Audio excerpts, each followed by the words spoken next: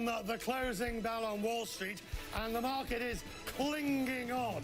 Good gains in the morning, evaporated early afternoon, went back up. Well, it's a bit of a roller coaster, even a bit negative there, but holding on 60-odd 8 points as you move to the closing bell. And one big number that we've watched throughout the course of the day, 6.5% Chinese GDP. It factored into the market's performance because these are the drivers of the day. That 6.5 is the slowest in years. The worst of the trade war is still to come. It's not reflected. Triple-digit swings, having a rocky week for the Dow.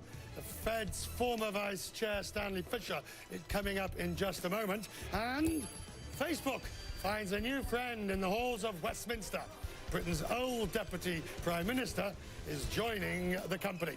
Live in the world's financial capital, New York City, on Friday, October the 19th. I'm Richard Quest. I mean business.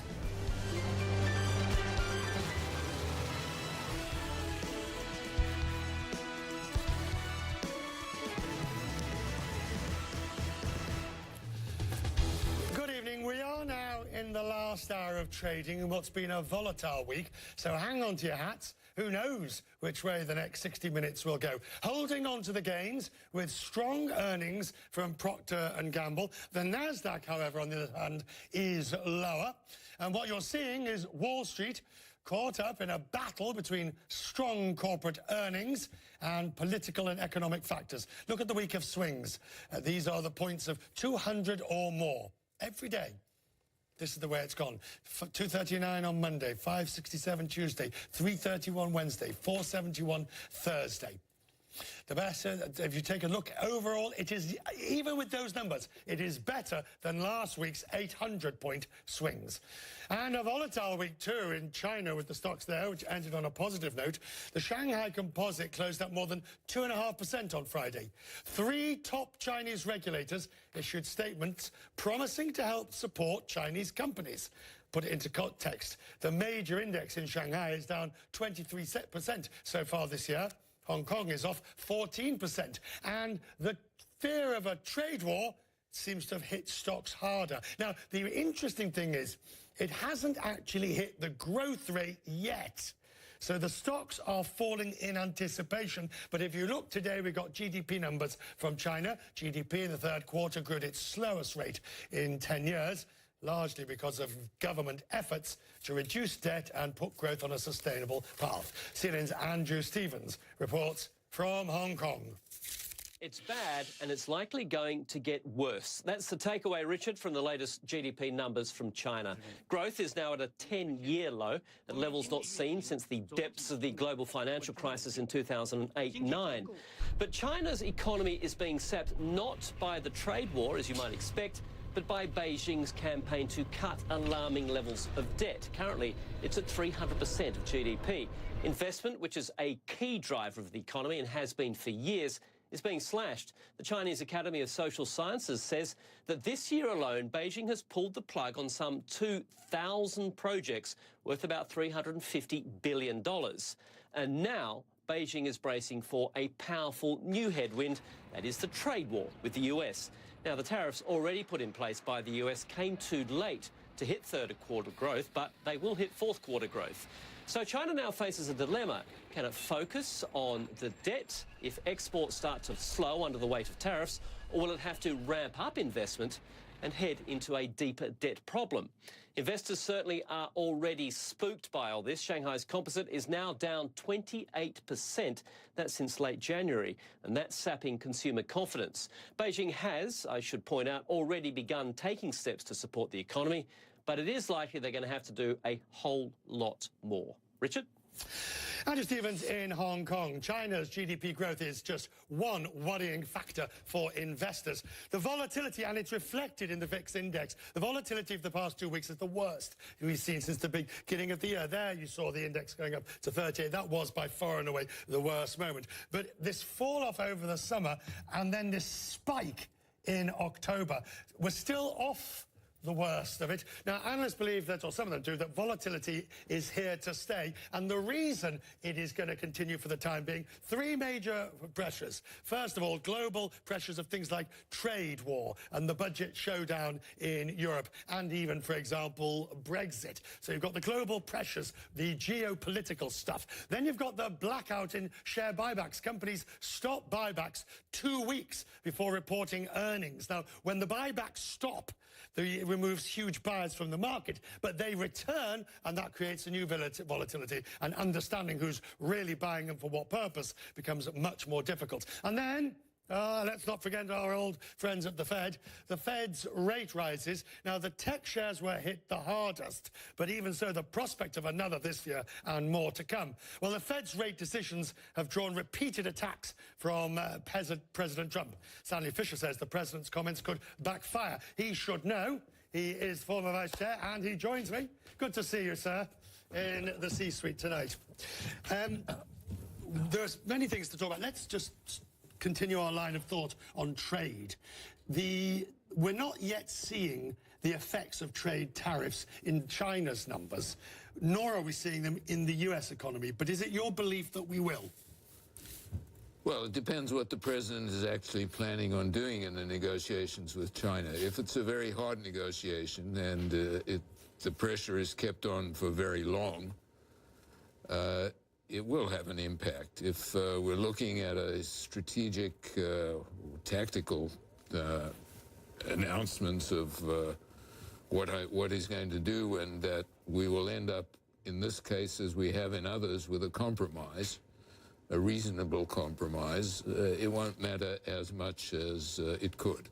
How much does the Fed, the tariffs hadn't come along, obviously, while you were in your last year meetings, but how much does the Fed look at those sort of issues? Because if we look at the minutes of recent meetings, they're alluding to there could be an effect, but not wishing to give too much weight to it. Well, because nobody knows at this stage precisely what we're talking about. It introduces an element of uncertainty, which is itself a factor, probably increasing the VIX a little bit. They don't want to talk about it because they don't know very much about what it's going to happen, what it's going to do. If we take and I know the Fed's always data dependent.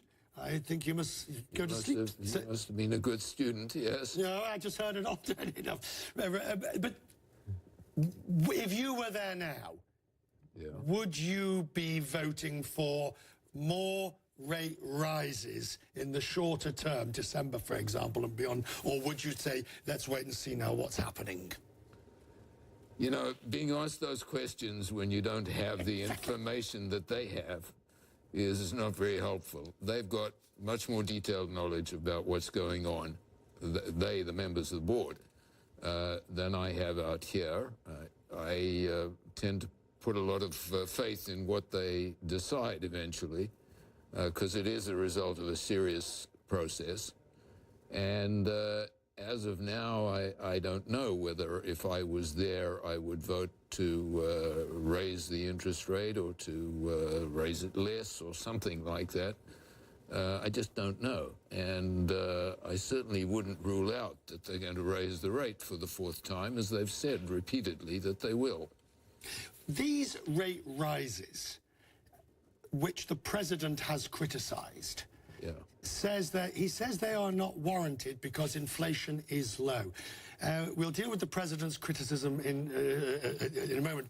But do you agree that it's getting more finely balanced now? Because inflation is low. It does seem harder to justify a rate rise when you're at the target.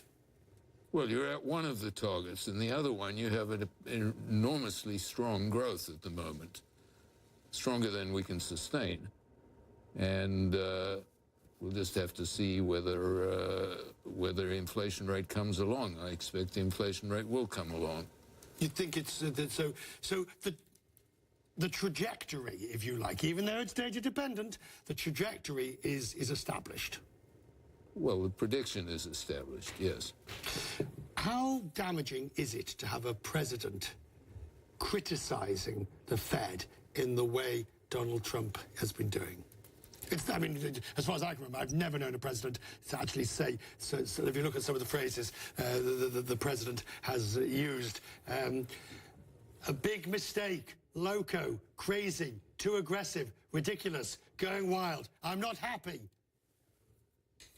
Well, that's moderate by his standards, so I don't know what to make of that. This hasn't been done before. Former presidents have stepped back after they've understood the difficulties they're creating. The difficulty they're creating is they're throwing another element into the decision. And we know precisely what the members of the board will try to do, which is to ignore it.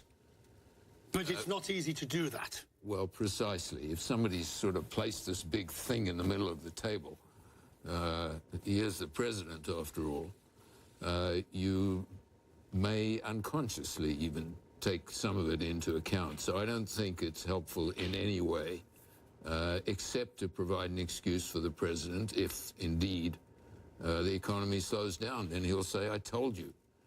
And if it doesn't slow down, he won't say, that's the opposite of what I told you. I was wrong. Heaven forbid. Did you ever hear at any meeting anybody? Was there ever any chit chat? Oh, listen to what we've got to put up with now.